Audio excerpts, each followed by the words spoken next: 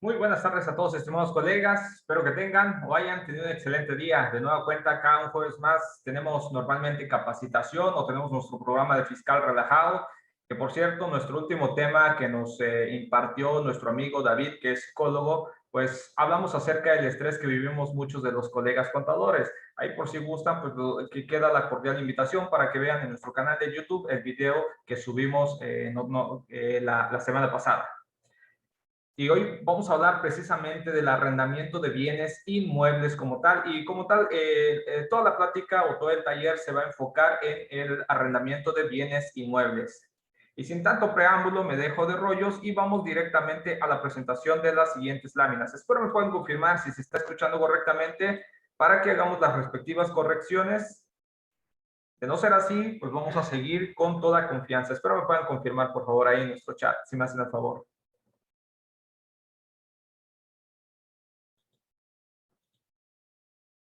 Todo muy claro. Gracias, Helen Méndez. Vamos a admitir a un colega más y pues vamos de lleno con esto. Si me permiten tantito, vamos a sacar algunas herramientas que nos va a servir para que sea más entendible esta situación. Nuestro tema como tal es el arrendamiento de bienes inmuebles, no como tal arrendamiento de bienes muebles, sino como arrendamiento de bienes inmuebles. ¿Y qué se va a entender como eso? Como el uso o goce temporal de un bien inmueble. Vamos a hablar un poco de la ley antilavado o la ley federal para la prevención e identificación de operaciones con recurso de procedencia ilícita. Algo complicado, algo cansado de leer el nombre de esta ley, pero pues así se llama. También se le conoce como la LF Piorpi. Vamos a hablar precisamente enfocándonos a lo que es arrendamiento. Vamos a ver las cuestiones fiscales, deducciones, la opción de deducción, si graba o no graba IVA, cuándo se retiene, cuándo no se retiene. Ese es el tema fundamental que vamos a ver el día de hoy. No solamente va a consistir en un plano teórico, sino que también vamos a la parte práctica, porque eso es lo más importante, creo yo, que es no solamente la parte teórica, sino que también dominemos la parte práctica en este sentido. Vamos a admitir a algunos colegas más para que empecemos.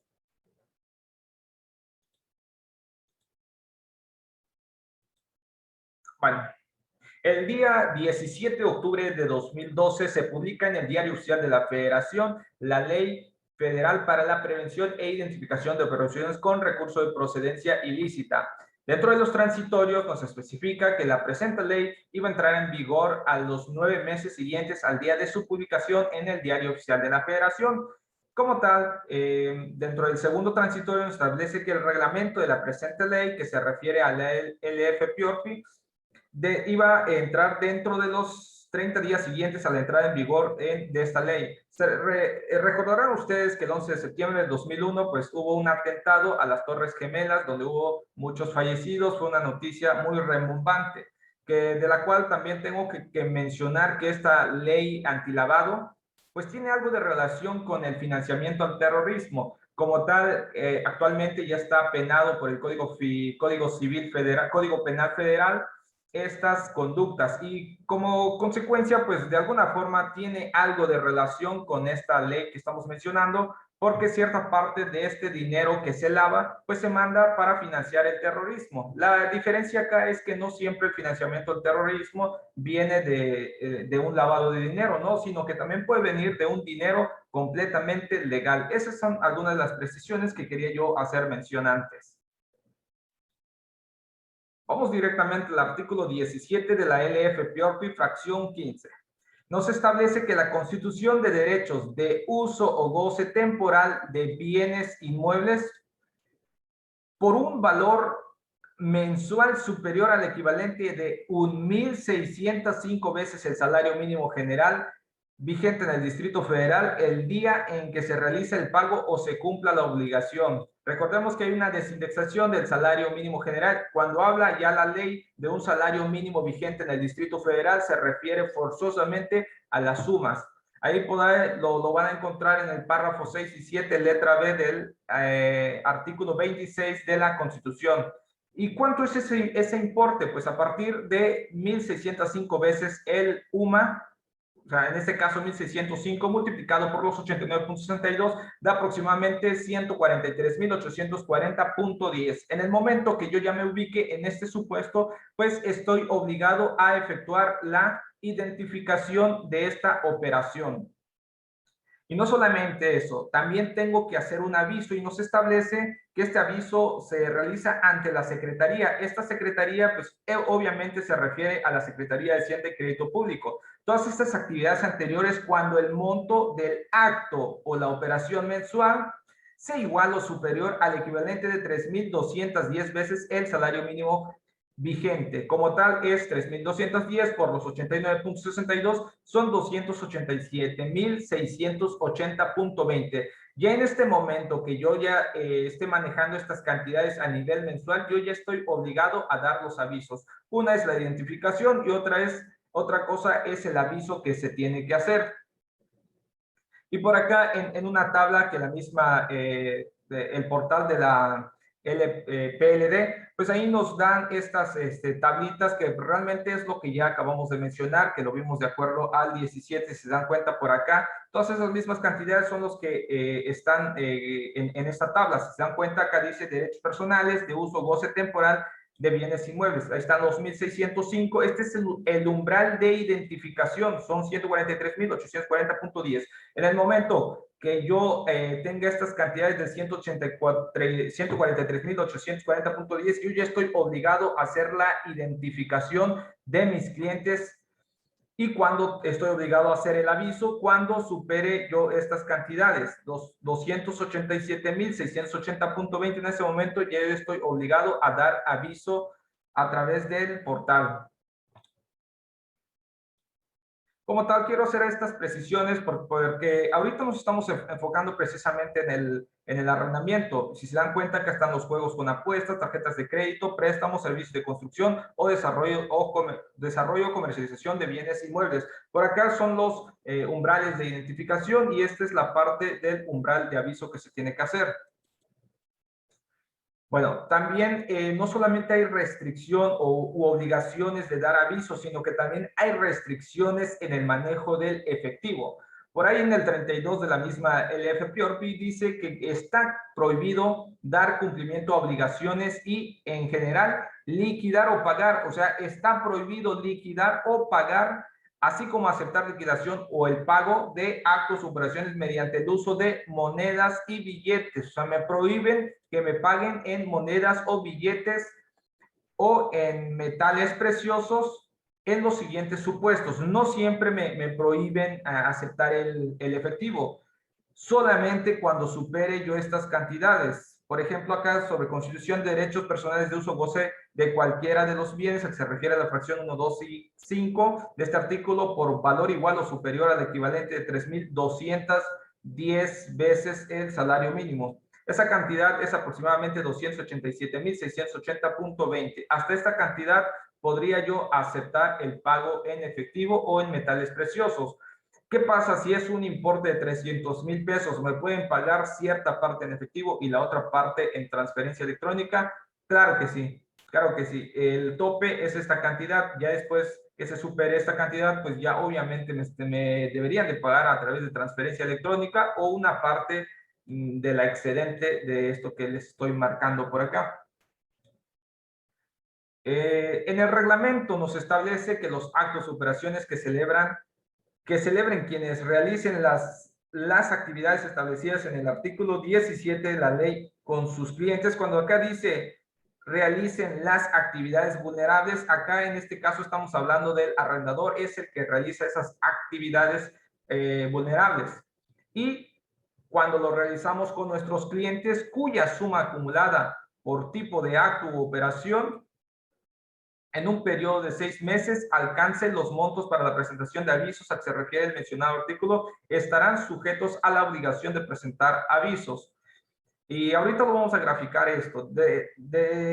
Debiendo considerarse para tales efectos únicamente los actos o operaciones que se ubiquen en los supuestos de identificación. Acá me hace una pequeña precisión que es con aquellos actos donde yo ya estoy obligado a identificarlo. Con los que no, pues no tendría yo la obligación de acumular esos ingresos en el periodo de 6 meses.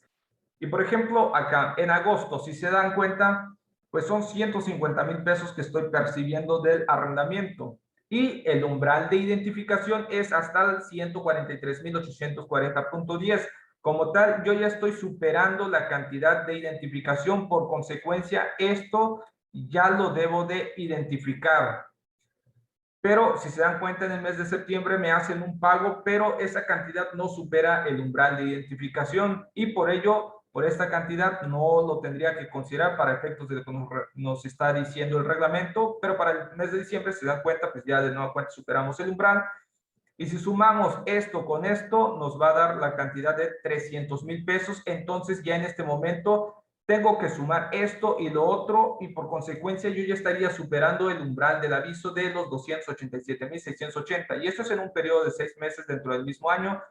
Por consecuencia, a esta operación que tuve, pues ya obviamente estoy superando los montos que me establece el reglamento, por ello ya estaría obligado a dar el aviso, porque ya estoy superando los 287,680 con relación a aquellos donde yo ya estoy obligado a identificarlo.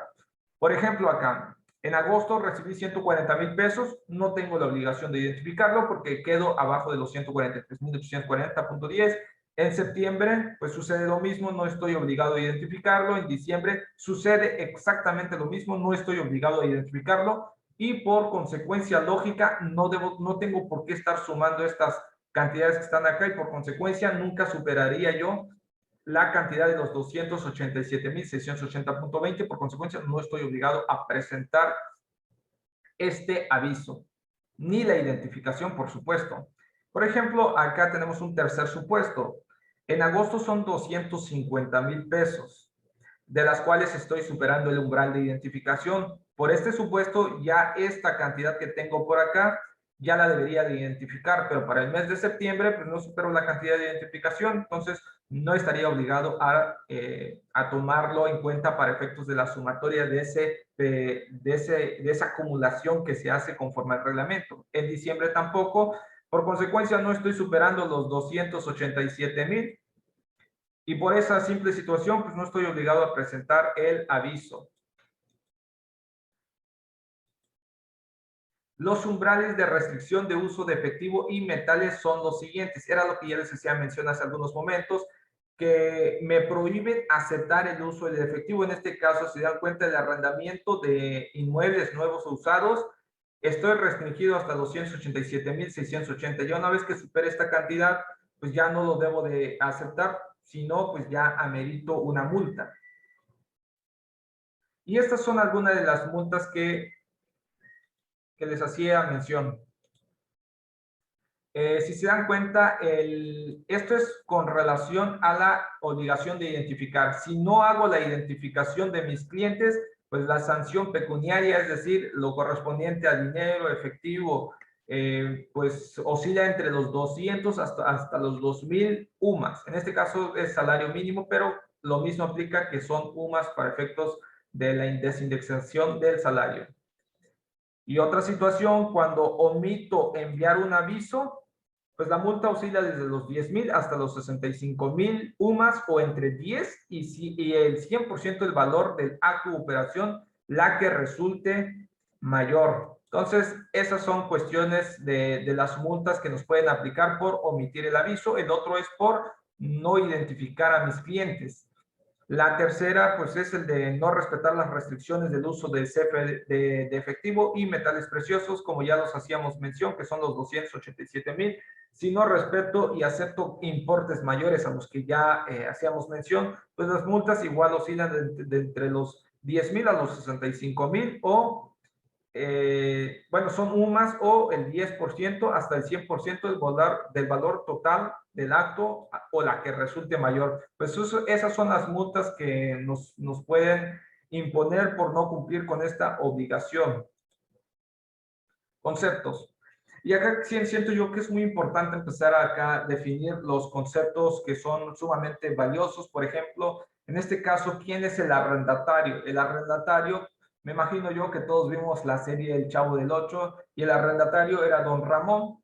Don Ramón como tal era la persona que no pagaba su renta, era el inquilino del señor Barriga. Él es el arrendador como tal. Si se dan cuenta, Es muy sencillo entender. El bien inmueble como tal era la vecindad, o en este caso donde estaba viviendo don Ramón.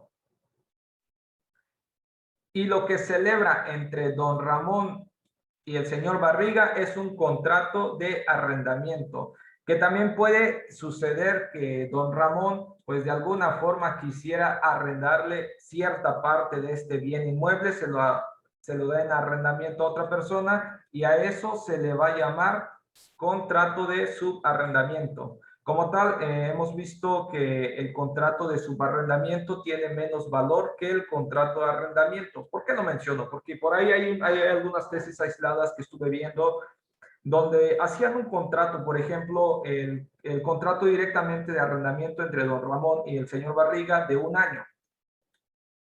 Y resulta ser que don Ramón celebra un contrato de subarrendamiento con esta otra persona por 2 años. Realmente, a pesar de que haya otro contrato de subarrendamiento, no vale más que esta. Esta siempre va a ser la más valiosa ante los juicios porque realmente no se requiere ni de la presencia de esta tercera persona para efectos de quitarle de exigir la entrega del bien inmueble. Solamente es con que haga la demanda del señor Barriga a don Ramón para que éste ya quede completamente fuera del juego. Entonces es muy importante considerar esa situación. Lo correspondiente a bienes inmuebles, conforme al Código Civil Federal, ¿qué es lo que se tiene que entender? Porque para efectos de que podamos entender que es un arrendamiento, pues el uso goce temporal de bienes inmuebles, tenemos que entender qué cosa es el inmueble. Si no, pues vamos a estar perdidos en cuanto a la lectura de las leyes fiscales. En este caso, el Código Civil nos dice que son bienes inmuebles, esto según el 750, que son inmuebles el suelo y las construcciones adheridas a él. Es decir, que todo lo que esté adherida al suelo se va a considerar un inmueble. Y como tal, si se dan cuenta, también las plantas y los árboles son inmuebles mientras estén adheridas al suelo. Y los frutos de estos árboles también se van a considerar que son inmuebles mientras no sean separados de ellos. Y eso es muy interesante, ¿no? Todo lo que esté unido a un inmueble, y esto también es una cuestión muy importante porque ahora vamos a ver cuando aprendamos a diferenciar entre si graba o no graba IVA para efectos fiscales. Todo lo que esté unido a un inmueble de manera fija, de modo que no pueda separarse sin deterioro del mismo inmueble o del objeto adherido a él. Es decir, que si en una casa le instalamos tarjas, le instalamos un juego de cocinas como tal y que van a estar pegados a la construcción o que le instalemos una chimenea, eso se van a considerar que son parte del inmueble. Y eso es muy importante porque ahora vamos a ver algunas precisiones al respecto. Lo otro importante que para mí, según la lectura que yo hice, son los estanques de peces, criadores análogos, cuenca, el propietario y los que conserve con el propósito de mantenerlos unidos a la finca y forman parte de ella. Es decir, todo lo que está adherido prácticamente al suelo lo vamos a considerar como un bien inmueble. Y la contraparte, que son los bienes muebles. Como tal, la parte más importante, creo yo, lo vamos a encontrar en el 753 del mismo código y que son muebles por su naturaleza. Los cuerpos que puedan trasladarse, acá está la clave, de un lugar a otro, ya se muevan por sí mismo, como esto que está por acá, o ya por efecto de una fuerza exterior. Pues acá no hay tanto que mencionar, pues se entiende sencillamente qué cosa es un bien mueble. En el 754 dice que son bienes muebles por determinación de ley, las obligaciones y los derechos o acciones. Miren qué interesante que las acciones que tienen por objeto cosas muebles o cantidades exigibles en virtud de acción personal, pues esas acciones también se van a considerar que son muebles para efectos del Código Civil Federal y coincide con la legislación fiscal en este caso.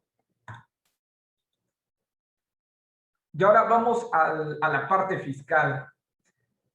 Acá nos está diciendo que se consideran ingresos. Este es el objeto del impuesto, que se consideran ingresos por otorgar el uso goce temporal de bienes inmuebles los siguientes. ¿Cuáles? Los provenientes del arrendamiento, de lo que hacíamos mención, o subarrendamiento. Entonces acá ya son dos supuestos, pero de las cuales tributarían bajo el mismo capítulo 3, que es el régimen de arrendamiento, y en general por el otorgar el título a título oneroso, que se refiere a que se va a cobrar, se va a ganar con eso, se va a lucrar el uso goce temporal de bienes inmuebles en cualquier otra forma, y los rendimientos de certificación de prestación inmobiliaria no amortizables. Pues esas son lo que se va a considerar para efectos del capítulo 3 como arrendamiento de bien inmueble.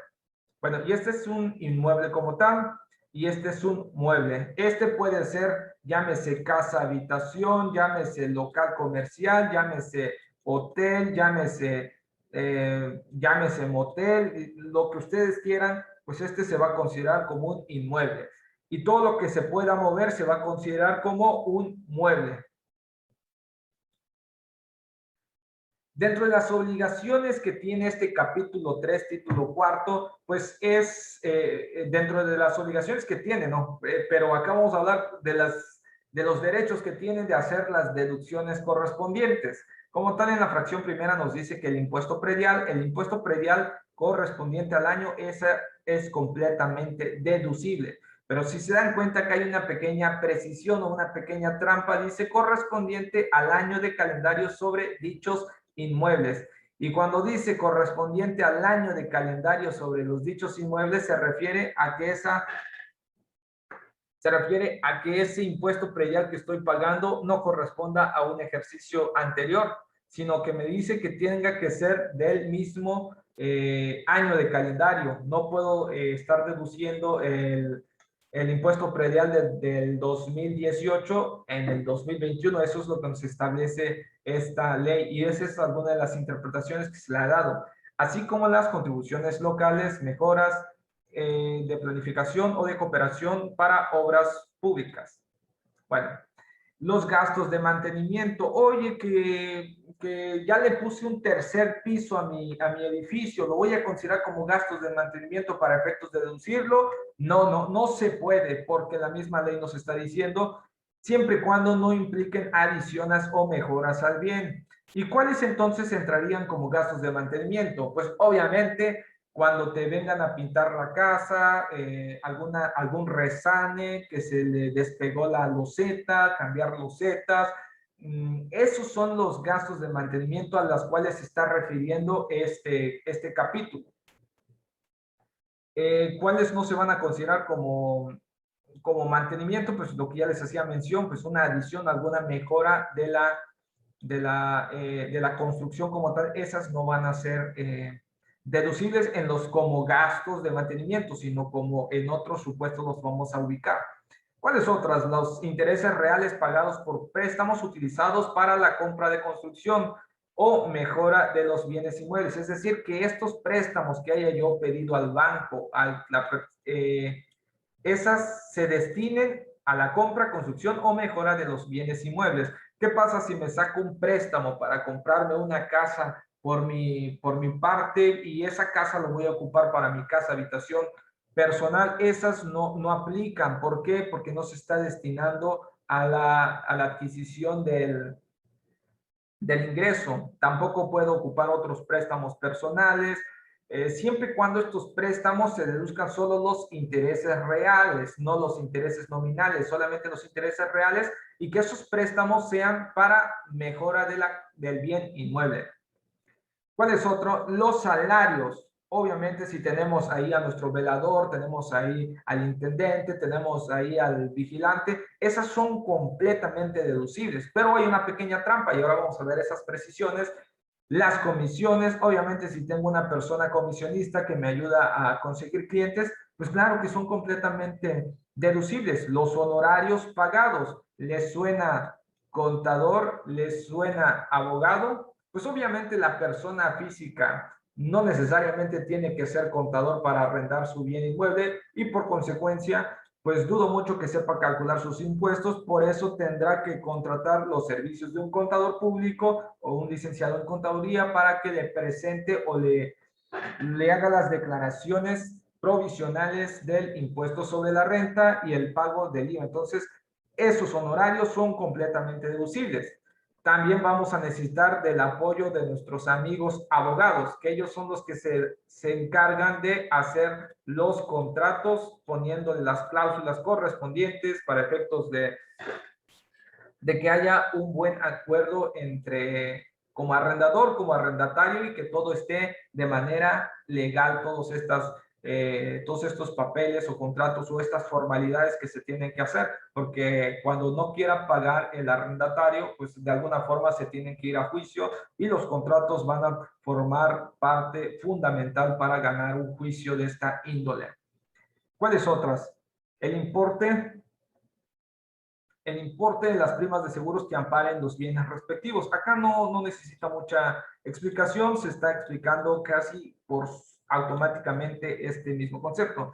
Las inversiones en construcciones. Estas inversiones en construcciones, pues es a la que ya hacíamos mención hace algunos momentos de las adiciones y mejoras, también van a formar parte de estas inversiones, pero como tal, no por el hecho de adquirir o de dar estas adiciones y mejoras se van directamente a una deducción autorizada. No, claro que no. Se tienen que depreciar, se tienen que hacer la deducción a través de una deducción de inversiones, que en este caso va a corresponder a un 5% anual. Y todo eso pues es completamente deducible en los términos del 115 de este precepto. Y otra acá, tenemos acá una opción. Si no quiero deducir conforme a CFDIs, conforme depreciación, lo puedo hacer mediante una deducción opcional o también conocida como la deducción ciega. ¿Y en qué consiste esta deducción ciega? Pues acá nos establece que los contribuyentes que otorguen el uso o goce temporal de bienes inmuebles, acá de nueva cuenta habla de bienes inmuebles, podrán optar por deducir el 35%. Si se dan cuenta, si esto lo investigamos en la RAE, nos dice que el podrán significa una facultad de hacer algo, de ejercer algo. Y el optar, pues obviamente es una opción que me puedo ir como con la opción A o con la opción B. Entonces, las leyes no tienen pleonasmos y el decir que esto es una opción y la de acá es una opción, estaría diciendo que el uso o goce temporal de bienes podrán, bueno, la palabra, o sea, acá sería una doble opción, entonces como tal, no es como tal la facultad, según la Real Academia Española, dice que es la facultad de poder optar por deducir el 35%, según la forma en que yo estoy percibiendo la ley. Esos 35% que voy a deducir es sin tener comprobante, así no haya gastado nada, así haya gastado más, solamente podré ejercer el 35% si me voy con esta opción. Y una cosa muy importante, que no solamente puedo deducir eso, sino que también puedo deducir, además de estos 35% por sobre el ingreso, también puedo deducir el impuesto predial, es decir, si hago un contrato donde la renta está a 10,000 pesos más los impuestos, a esto le voy a aplicar el 35% y esa es la cantidad que yo voy a poder deducir más el impuesto predial que les hacía mención. Todo esto se hace desde el primer pago provisional, pero ahora lo vamos a ver. ¿Grava IVA? Esa es la pregunta. ¿Grava IVA el otorgamiento de uso o goce temporal de algún bien inmueble? Eso es lo que se pregunta nuestro amigo Mr. Bean. Y ahora vamos a resolver esa duda. En los términos del artículo 20, nos establece que no se pagará el impuesto. Y cuando dice no se pagará el impuesto, me está diciendo que no grava, no puedo escribir muy bien, pero me está diciendo que no grava IVA. No grava IVA el uso goce temporal de los siguientes bienes. ¿Cuáles bienes? Acá no me está diciendo bien inmueble ni bien mueble, me está diciendo bienes nada más, pero en la fracción segunda nos establece ya una pequeña precisión, nos establece que no grava IVA el uso goce temporal de bienes inmuebles destinados o utilizados únicamente o exclusivamente para casa habitación. A contrario, Sensu, si es una casa habitación y que solamente se utiliza para eso, para casa habitación, este bien inmueble que está otorgado en uso goce temporal, no se gravará el IVA. Eso es lo que está diciendo. Pero también hay una pequeña precisión que podemos notar de este lado, Cuando esta casa habitación no solamente tenga ese uso, sino que también se le dé otros usos, la parte que corresponde a esta casa habitación seguirá siendo sin gravar IVA, o sea, va a seguir siendo exento. Y ahora, por acá nos establece otro supuesto. Lo dispuesto en esta fracción, ¿cuál se refiere a lo que es casa-habitación, que si únicamente se utiliza para eso, no grava IVA, es decir, que está exento? Lo dispuesto en esta fracción no es aplicable. Y acá hay una doble negación. Cuando hay una doble negación en una ley, prácticamente nos está diciendo una afirmación, o sea, no aplica lo no grabado. Entonces, si me dice que no aplica lo no grabado, entonces me está diciendo que sí aplica. Lo dispuesto en esta fracción no es aplicable a los inmuebles, y ojo por acá, me está diciendo los inmuebles o parte de ellos que se proporcionen amueblados. Y como hacíamos precisión hace algunos momentos, ¿qué se entiende por inmuebles amueblados? Si tengo instalado un clima y ese está adherido a la misma construcción, no se va a considerar un mueble, sino que se va a seguir considerando un inmueble en los términos del Código Civil Federal. Cuando yo tengo las tarjas, el baño, la taza, todo eso está adherido a la misma construcción, al mismo inmueble, entonces sigue teniendo esta misma suerte. ¿Cuáles otras pudieran ser? Por ejemplo, un caso, por ejemplo, el de las que lo utilizan en la cocina, el juego de cocinas, esas pues están pegadas a la misma construcción, están adheridas a la construcción, y por esa situación no estarían contempladas como un mueble, sino que siguen formando la naturaleza de un inmueble como tal. ¿Cuándo sí vamos a considerar que está amueblado? Cuando me pongan la cama, cuando me pongan el colchón, cuando me den a mi disposición un juego de salas, un espacio para jugar ping pong con la mesa de ping pong, el billar. Si me entregan todo eso, me entregan la televisión, los juegos de salas, como les hago mención, pues esas ya se van a considerar que son amuebladas, y por consecuencia no me aplica lo dispuesto en esta fracción, que es la exención. Entonces, si no me aplica la exención, quiere decir que ya está grabado. Tasa 0, tasa 16, eso sí, quién sabe. Pero lo más seguro es que es tasa 16, porque nunca lo vamos a encontrar ubicado en la tasa del 0%. Por esa situación lógica, tendría yo que entender que está grabado a la tasa general del 16%. ¿Cuáles más? Los hoteles o casas de hospedajes, esas no aplican para esta fracción, es decir, que no aplica lo no grabado. Como tal, aplica lo grabado.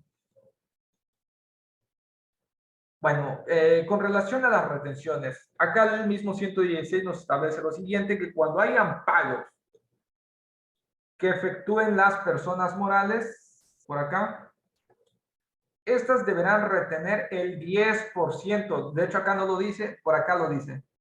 Es el 10%. Cuando hagan pagos las personas morales a las personas físicas por concepto de uso o goce temporal de bienes inmuebles, se tiene que hacer una retención del 10%. ¿Quién emite la factura? La persona física. Él es el que le va a poner esa retención, pero como tal, el que está reteniendo es la persona moral. Y esto nos establece que es sin deducción alguna, debiendo proporcionar a los contribuyentes comprobante fiscal, como tal era lo que hacíamos mencionar, en el que conste el monto del impuesto retenido. Dichas retenciones deberán enterarse, en su caso, conjuntamente con las señaladas en el artículo 96 de esta ley. El impuesto retenido en los términos de este párrafo podrá acreditarse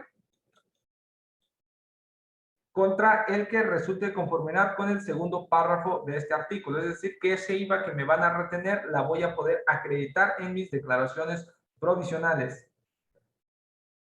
¿Y cómo se determina ese 10%? Pues si yo tengo acá que el valor del acto es el 10%, entonces le aplico, son 10,000 pesos, le aplico el 10% y me va a dar 1,000 pesos. Esa sería la cantidad a retener. Y acá, permítanme tantito, vamos a borrar todo esto. Entonces vamos a entender, si es una persona física del régimen de arrendamiento otorgándole el uso o goce temporal a una persona moral, esta persona moral debe de efectuar la retención del 10%. Y cuando esta persona física le den arrendamiento a otra persona física, no me tiene por qué retener nada. Entonces, solamente es cuando la persona física otorga en uso goce temporal un bien inmueble a una persona moral, ahí sí aplica retención y el que va a retener es la persona moral y el que lo va a facturar es la persona física. Bueno, estas son algunas precisiones que tenemos que comentar con relación a a la retención del IVA. Este es el artículo 1A de la ley de IVA, dice que están obligados a efectuar la retención del impuesto que se les traslade. Y cuando dice el impuesto que se les traslade, obviamente se refiere al IVA que se traslada. No precisamente el 4%, no necesariamente es el 6%, no necesariamente las 2/3 partes, sino que el impuesto que se me traslade, esto según ley. Y ahora vamos a ver algunas precisiones para que podamos realmente ver dónde es que nos establece que sí se tiene que hacer, pero no por ese importe total. Los contribuyentes que se ubiquen en alguno de los siguientes supuestos, en este caso la persona moral, que si esta persona moral recibe servicios personales independientes, le suena a contadores, pero vamos a esta parte donde nos interesa como tal. Cuando estas personas morales reciban en uso goce temporal bienes prestados u otorgados por personas físicas respectivamente, acá en este supuesto se tiene que efectuar la retención.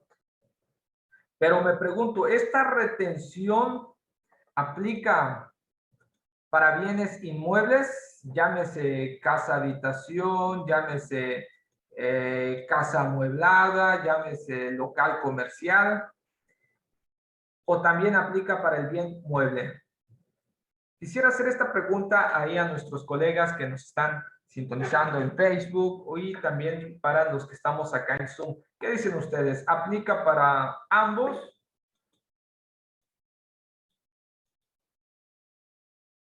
Acá tenemos una pregunta de Juan Carlos Merino. Si me entregan una lavadora y un refrigerador, pues se va a considerar que ya está amueblado, Carlos, en los términos del Código Civil Federal, y por consecuencia ya supongo que estaría grabando ya IVA. Creo que no se estuvo viendo correctamente toda la imagen. Bueno, acá lo tenemos de nueva cuenta. Cuando la persona moral reciba en uso goce temporal bienes, mi pregunta, ¿retiene IVA solamente por esto o también por esto? ¿Qué dicen ahí en el chat? ¿Retiene por ambas o solamente por los bienes inmuebles? Helen, ¿qué dices? Elizabeth, bueno, hay dos Elizabeth Ríos también, Eduardini, Claudia Guevara, Brenda Bonilla, Abraham Dagio. ¿Qué piensan ustedes? ¿Graba para efectos, se retiene en ambas? ¿Cómo era la pregunta? Va de nuevo, va de nuevo.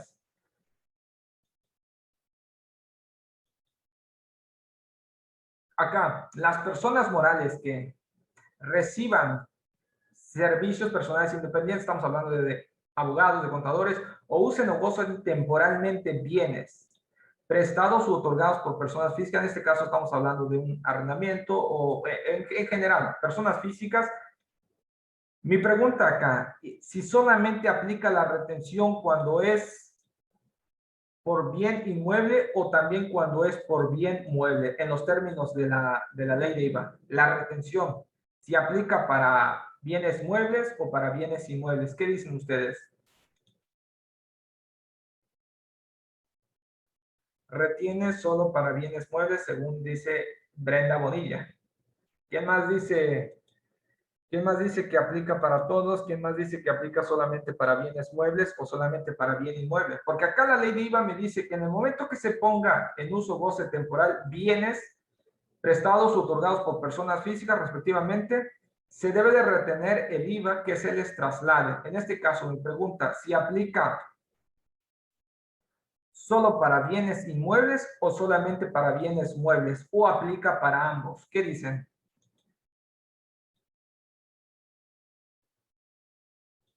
Abraham dice solo tiene por los muebles. Muebles, dice Helen. Acá ya van 3 diciendo que solamente aplica para muebles. Que acá dice Eduardo, para bienes inmuebles.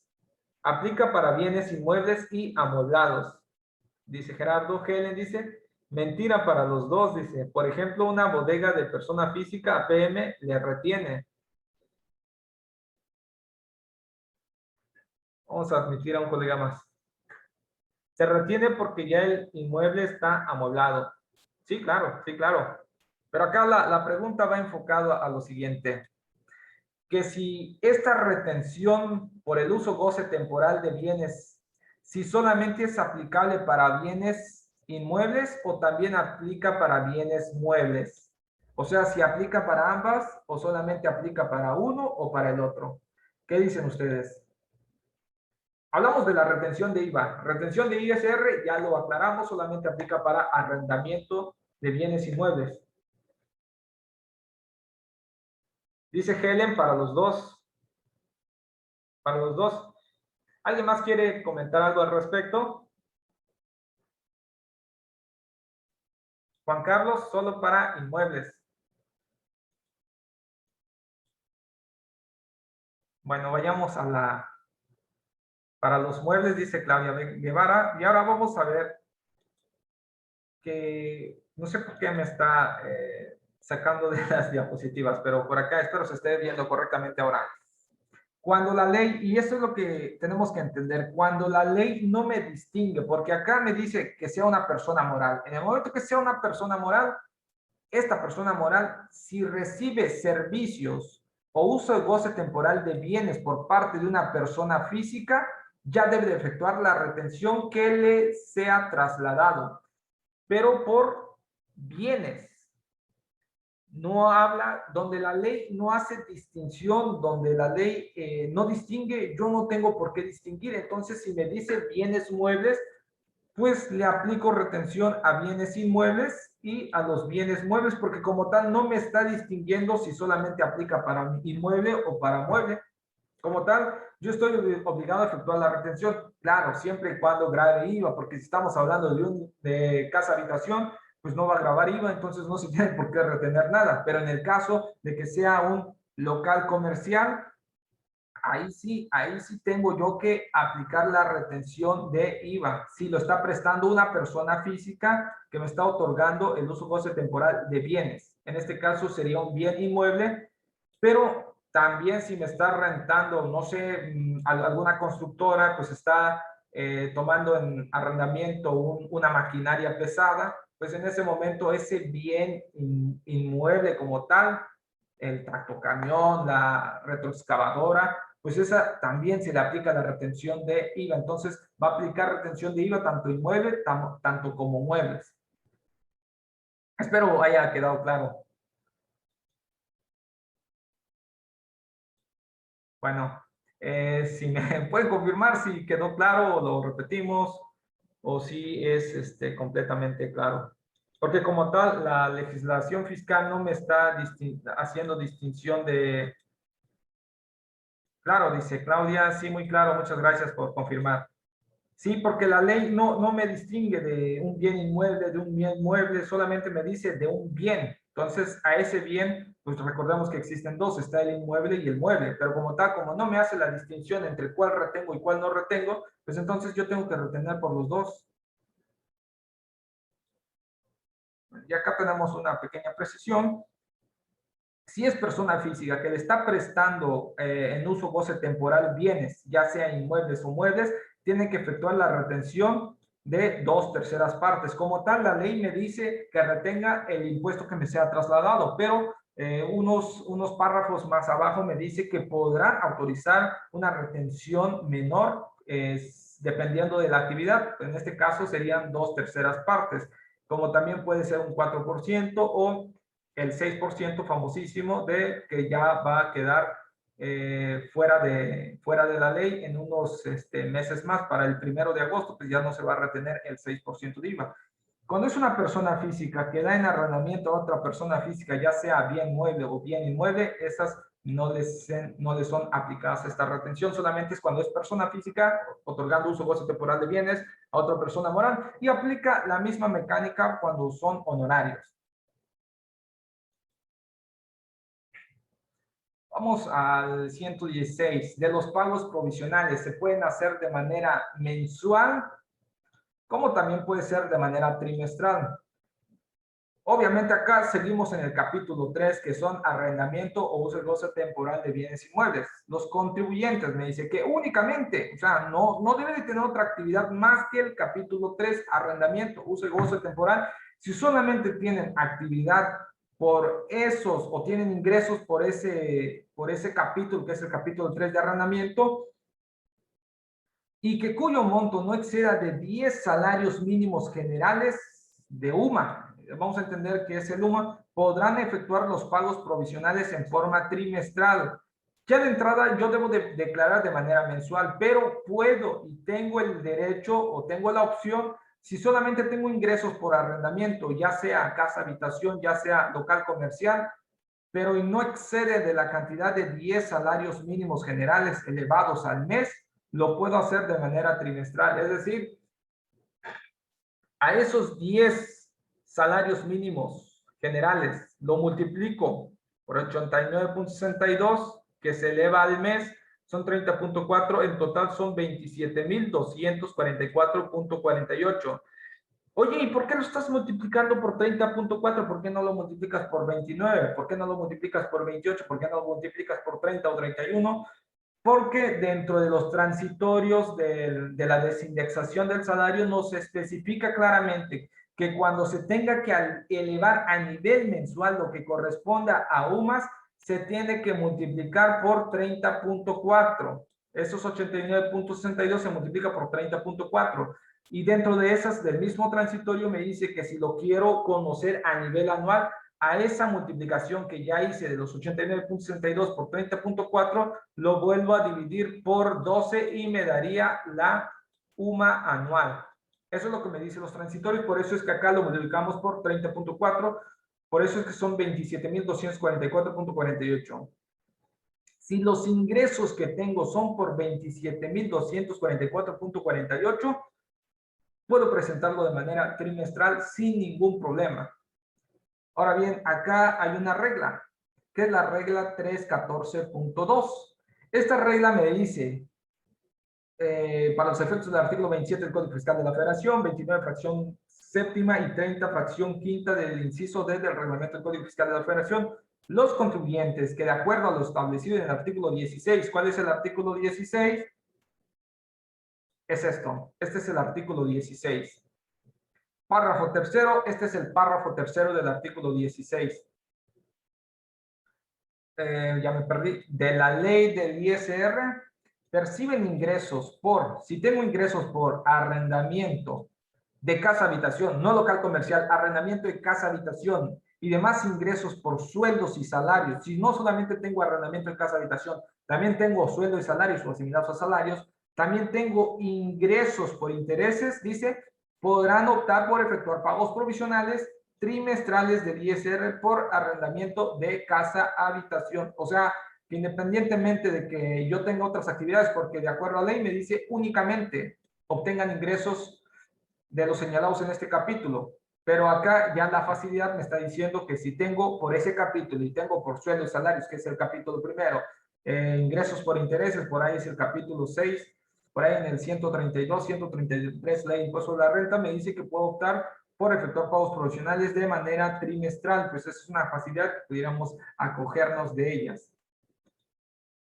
¿Cuál otra? Dentro de las obligaciones que ahora sí tiene la persona física como régimen de arrendamiento, pues la primera, obviamente, el registro en el RFC, llevar contabilidad de conformidad al Código Fiscal de la Federación y su reglamento. No quedan comprendidos en lo dispuesto en esta fracción quienes opten por la deducción del 35%, es decir, no estoy obligado a llevar contabilidad como lo establece esta misma fracción. No quedan comprometidos en lo dispuesto en esta fracción quienes opten por la deducción del 35% que se refiere al 115 de esta ley. Pues es lógico pensar que una persona física del régimen de arrendamiento, pues sus ingresos se basan en los depósitos a su estado de cuenta o a los CFDIs emitidos. Entonces, De ahí desprendemos que si tiene un total de ingresos como tal, tomando en cuenta el estado de cuenta y los CFDIs emitidos, lo multiplico por el 35% y esa es la deducción que le va a corresponder. No hay necesidad de que haga una contabilidad porque pues evidentemente ya la conoce solamente aplicándole el 35%. ¿Cuáles otras obligaciones? Pues está la obligación de expedir comprobantes fiscales por las contraprestaciones recibidas. Por ejemplo, cuando yo le doy en arrendamiento a una persona moral, lógicamente va a pedir un CFDI. Y otra precisión que debemos de tomar en cuenta, que es según el inciso C de la fracción quinta del 29A, que se tiene que poner el número del número de cuenta predial para que sea deducible, porque va a ser un requisito para que estas personas morales o personas físicas, o mis clientes en general, si le quieren dar la deducción con esa factura, pues necesita llevar el número de cuenta predial. Si no lleva, estrictamente no sería deducible, entonces hay que considerar ese aspecto, pero no va dentro del concepto de la factura, sino que va dentro de el rubro de número de cuenta predial, nada más para que los tengan en cuenta.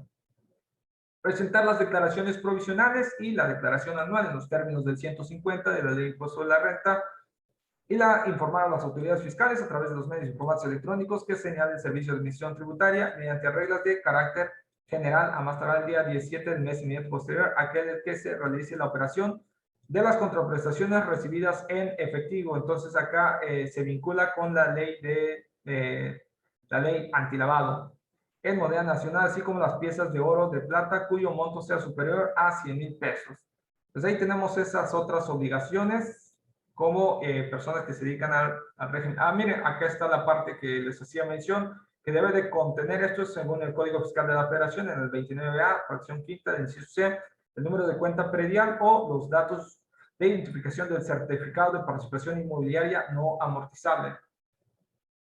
Para que tengamos en cuenta esos comentarios. Bueno, también otra cosa muy importante que siento yo cuando llevamos arrendamiento es esto. El 194 del Reglamento de Ley de Impuesto de la Renta nos establece lo siguiente: que los contribuyentes que perciban ingresos de los señalados en el título cuarto, capítulo 3, precisamente arrendamiento, podrán calcular el último pago provisional, es decir, el del mes de diciembre. El del mes de diciembre puede, el último pago provisional, considerando en lugar de los ingresos y las deducciones del periodo, se refiere a que en lugar de las deducciones o de los ingresos del cuarto trimestre o la del mes de diciembre del periodo que corresponde, puedo ocupar los del año de calendario, es decir, de enero a diciembre puedo ocupar esas cantidades aplicando la tarifa del artículo 152. Prácticamente acá es la tarifa anualizada de la ley y acreditando los pagos provisionales efectuados en el ejercicio. Lógicamente ya acá puedo estar acreditando todo lo que ya pagué en el mes de enero al mes de noviembre o de los 3 primeros trimestres. Acá pues es una facilidad que tenemos de acuerdo al 194. El del 196, los contribuyentes que opten por efectuar la deducción a que se refiere el artículo 115, párrafo segundo, deducción opcional, lo deberán hacer por todos los inmuebles por los que otorguen el uso goce temporal. Es decir, si tengo un inmueble por acá, tengo otro inmueble por acá, otro inmueble por acá, si voy a aplicar la deducción opcional, tengo que aplicar por estos tres, no puedo excluir a ninguno de ellos. O sea, es decir, aplico la deducción ciega en general o aplico la deducción conforme a mis CFDIs. Pues ahí tenemos la obligación de aplicarlo para todos. Incluso por aquellos en los que tengan el carácter de copropietarios a más tardar en la fecha en que se presenta la primera declaración provisional. Para los que ya tienen callo en esta materia fiscal, pues estoy seguro que ya habrán visto que nos pregunta al principio de la declaración, prácticamente cuando se presenta en febrero, la de enero, pues ahí ya nos pregunta que qué tipo de deducción vamos a tomar, si la opción de deducción o la deducción con base a mis facturas o con base a mis gastos que voy teniendo en el año de calendario de que se trate. Y una vez ejercida, y acá hay una pequeña precisión muy importante, que ya una vez que yo ya ejercí una opción, no puede variarse en los pagos provisionales de dicho ejercicio. Me está diciendo que no puedo variar en mis pagos provisionales de ese ejercicio donde opté, en pagos provisionales, pudiendo cambiarse la opción al presentar la declaración anual del ejercicio al que corresponda. O sea, no me tengo con qué casar que ya no puedo cambiar de opción en el mismo ejercicio. Sí lo puedo hacer, pero es hasta la declaración anual. Bueno, y algunos comentarios que siento yo que son de suma importancia es lo siguiente. Acá me gusta meterme a la página de Suprema buscando temas. Por ejemplo, acá hay una tesis aislada y la vamos a leer. El arrendamiento, punto. El arrendatario está obligado a exhibir el importe de las rentas vencidas al arrendador. Cuando dice exhibir que las haya pagado, y debe entregar al justificante o recibo que la ley fiscal exige, aun cuando su expedición formal no haya sido ordenada en la sentencia definitiva. El sistema fiscal mexicano obliga a todos los ingresos queden documentados y justificados con la finalidad incluso de poder deducirlos respecto de otros impuestos que al efecto se generen a cargo de los contribuyentes, poniéndose así de manifiesto que aun cuando esos ingresos para unos y egresos para otros no tengan sustento en un pacto contractual celebrado entre ellos o que hayan sido determinados por resolución judicial de acuerdo de cualquier modo, su documentación y por ende su justificación derivan de la propia legislación fiscal. Esto es, aunque en este pacto, sin embargo, ello está previsto en la propia ley, de manera que si el dinero que tiene que pagar el arrendatario, don Ramón, admitir a Claudia, bienvenida Claudia, pagar el arrendatario por concepto de rentas vencidas, por estar así ordenado en la sentencia definitiva del juicio de origen y sale del patrimonio del obligado y a su vez ingresa al patrimonio de quien obtiene ese beneficio en calidad de arrendador, aun cuando la expedición formal del recibo de comprobante